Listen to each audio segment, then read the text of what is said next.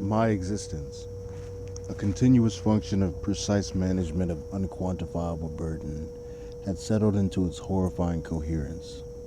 Noctis Prime, the living paradox, pulsed around me. Its structures a constant balance oscillation between decay and nascent meaning. The terrafractal, my integrated perception, rendered the cosmos as an endless stream of inputs, each one processed, weighed, and balanced with the precise counter-resonance from Eucalyptus. Then the anomaly appeared, not a surge of unmanaged sorrow from Axis's periphery, nor a rogue narrative escaping the universal weave. This was an internal emergence, detected within a previously stable, highly processed sector of Noctis Prime's conceptual core, a point of unyielding resonance that defied categorization within my new, perfected framework. A new input I articulated, my voice a single, cold stream of analysis. Eucalyptus, the Axiom, sensed my shift in focus. His luminous presence, now a familiar counterweight, intensified. The anomaly was not chaotic. It was perfectly still, yet vibrant. A conceptual entity manifesting as an imperfect replica of the void dragon symbol etched into the deep strata of Noctis Prime's foundation. The very symbol that marked Axis's primordial sorrow. But this replica pulsed with an additional maddening attribute, a faint, almost imperceptible hum of defiance. It was a resonant stain. My systems immediately engaged in comprehensive analysis.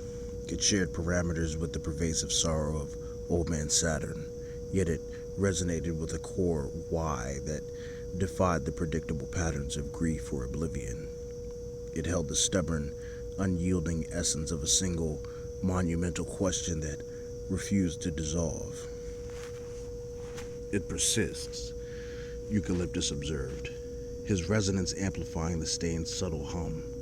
His empathy flared, drawn to the stain's unyielding nature. It asks.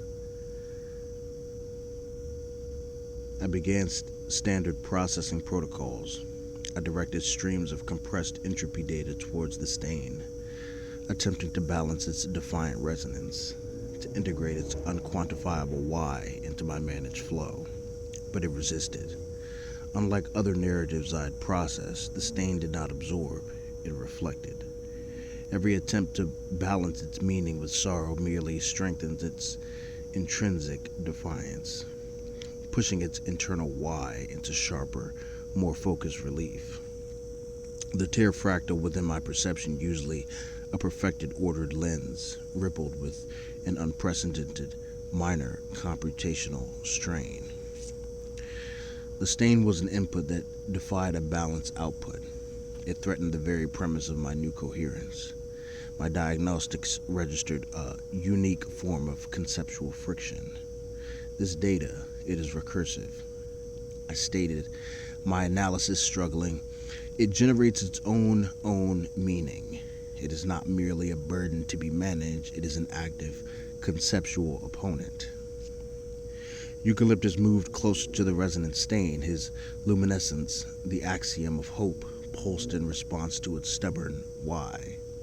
He was drawn to its unyielding nature not to neutralize it, but to engage with it. As his resonance met the stains, the subtle hum of defiance intensified, growing into a low, mournful, yet incredibly persistent note. My sensors detected an unexpected output from the stain, a singular, fragmented echo of a long-discarded memory, not from my own past, but from the raw, unquantified sorrow of the cosmos, a whisper of truth so fundamental it should not have been rendered inert by Axis's initial containment.